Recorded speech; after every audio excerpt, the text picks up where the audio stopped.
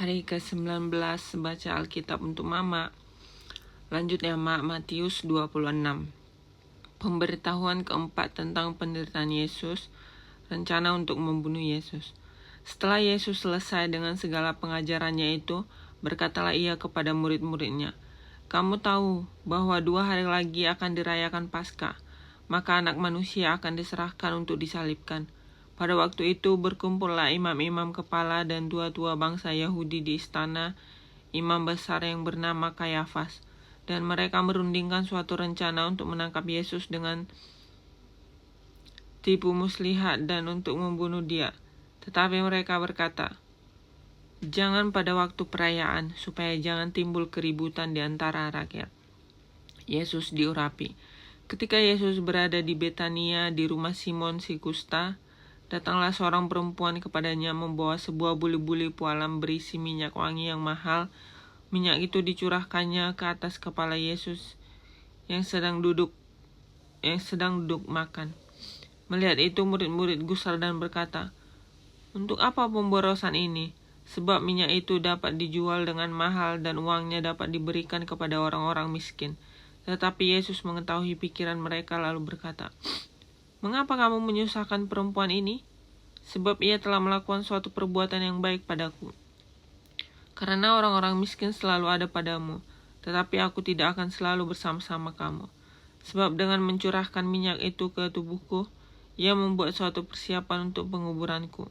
Aku berkata kepadamu, sesungguhnya di mana saja Injil itu diberitakan di seluruh dunia, apa yang dilakukannya ini akan disebut juga untuk mengingat dia." Wih, keren kali kan, Mak?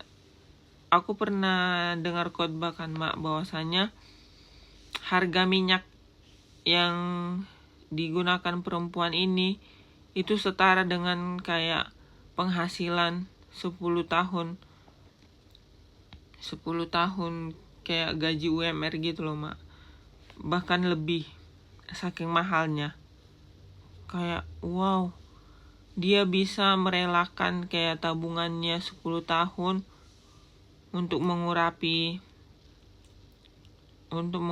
Tuhan Yesus dengan minyak itu. Keren dia kan, Mak. Sementara kita masih sibuk dengan memberi persepuluhan, nanti digunakan pendetanya bla bla bla. Kita harus banyak belajar dari perempuan ini, Mak. Ayo. Dan perbuatannya itu bahkan diingat sampai sekarang kan, Mak. Kayak dicatat gitu di Alkitab dan selalu dibaca dan selalu dilihat sama siapapun yang membaca dan mendengar Alkitab. Keren. Yudas mengkhianati Yesus. Kemudian pergilah seorang dari ke-12 murid itu yang bernama Yudas Iskariot kepada imam-imam kepala. Ia berkata, "Apa yang hendak kamu berikan kepadaku supaya aku menyerahkan dia kepada kamu?" Mereka membayar 30 uang perak kepadanya, dan mulai saat itu ia mencari kesempatan yang baik untuk menyerahkan Yesus. Yesus makan Paskah dengan murid-muridnya.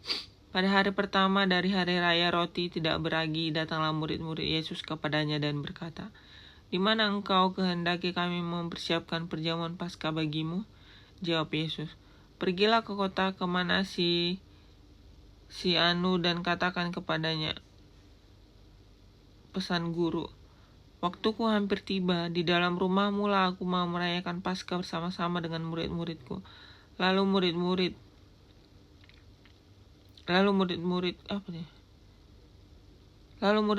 melakukan seperti yang ditugaskan Yesus kepada mereka dan mempersiapkan Paskah. Setelah hari malam, Yesus duduk makan bersama-sama dengan ke-12 murid itu. Dan ketika mereka sedang makan, ia berkata, "Aku berkata kepadamu, sesungguhnya di antara kamu akan menyerahkan aku." Dan dengan hati yang sangat sedih berkatalah mereka seorang demi seorang kepadanya, "Bukan aku ya Tuhan." Ia menjawab, "Dia yang bersama-sama dengan aku akan mencelupkan tangannya ke dalam pinggan ini. Dialah yang akan menyerahkan aku. Anak Manusia memang akan pergi sesuai dengan yang ada tertulis tentang dia. Akan tetapi celakalah orang yang olehnya Anak Manusia itu diserahkan. Adalah lebih baik bagi orang itu sekiranya ia tidak dilahirkan. Yudas yang hendak menyerahkan dia itu menjawab, katanya, "Bukan aku ya Rabi," kata Yesus kepadanya, "Engkau telah mengatakannya." Penetapan perjamuan malam. Dan ketika mereka sedang makan, Yesus mengambil roti, mengucap berkat, memecah-mecahkannya, lalu memberikannya kepada murid-muridnya dan berkata, "Ambillah, makanlah, inilah tubuhku." Sesungguhnya itu ia mengambil cawan, mengucap syukur, lalu memberikannya kepada mereka dan berkata, "Minumlah kamu semua dari cawan ini, sebab inilah darahku, darah perjanjian yang ditumpahkan bagi banyak orang untuk pengampunan dosa. Akan tetapi aku berkata kepadamu, mulai dari sekarang aku tidak akan minum lagi hasil pokok anggur ini, sampai pada hari aku meminumnya, yaitu yang baru bersama-sama dengan kamu dalam kerajaan Bapakku." Sesudah menyanyikan nyanyi pujian, pergilah Yesus dan murid-muridnya ke Bukit Zaitun.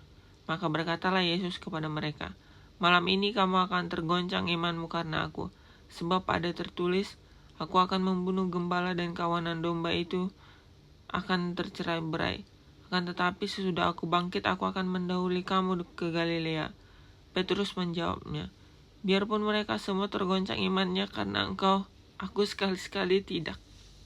Yesus berkata kepadanya, "Aku berkata kepadamu, sesungguhnya malam ini sebelum ayam berkokok, engkau telah menyangkal aku 3 kali." Kata Petrus kepadanya, "Sekalipun aku harus mati bersama-sama engkau, aku tidak akan menyangkal engkau." Semua murid yang lain pun berkata demikian. Di Taman Getsemani. Maka sampailah Yesus bersama murid-muridnya ke suatu tempat yang bernama Getsemani. Lalu ia berkata kepada murid-muridnya, "Duduklah di sini, sementara aku pergi ke sana untuk berdoa." Dan ia membawa Petrus dan kedua anak Zebedeus sertanya. Maka mulailah ia merasa sedih dan gentar. Lalu katanya kepada mereka, "Hatiku sangat sedih."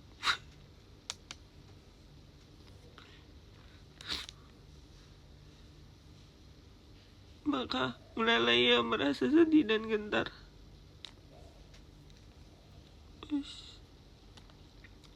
"Hatiku sangat sedih seperti mau mati rasanya. Tinggallah di sini dan berjaga-jaga dengan aku." Maka ia maju sedikit lalu sujud dan berdoa, katanya, "Ya Bapakku, jikalau sekiranya mungkin, biarlah cawan ini larut daripadaku, tetapi janganlah seperti yang ku kehendaki, melainkan seperti yang kau kehendaki." Setelah itu ia kembali kepada murid-muridnya itu dan mendapati mereka sedang tidur. Dan ia berkata kepada Petrus, "Tidakkah kamu sanggup berjaga-jaga 1 jam dengan aku? Berjaga-jagalah dan berdoalah supaya kamu jangan jatuh ke dalam pencobaan. Roh memang penurut tetapi daging lemah." Lalu ia pergi untuk kedua kalinya berdoa dan katanya, "Ya Bapakku, jikalau cawan ini tidak mungkin lalu, kecuali apabila aku minumnya, jadilah kehendakmu." Dan ketika ia kembali pula, ia mendapati mereka sedang tidur, sebab mata mereka sudah berat. Ia membiarkan mereka di situ lalu pergi berdoa untuk ketiga kalinya dan mengucap doa itu juga. Sesungguhnya ia datang kepada murid-muridnya dan berkata kepada mereka, "Tidurlah sekarang dan istirahatlah. Lihat, saatnya sudah tiba bahwa Anak Manusia diserahkan ke tangan orang berdosa. Bangunlah, marilah kita pergi. Dia yang menyerahkan aku sudah dekat." Sedih banget.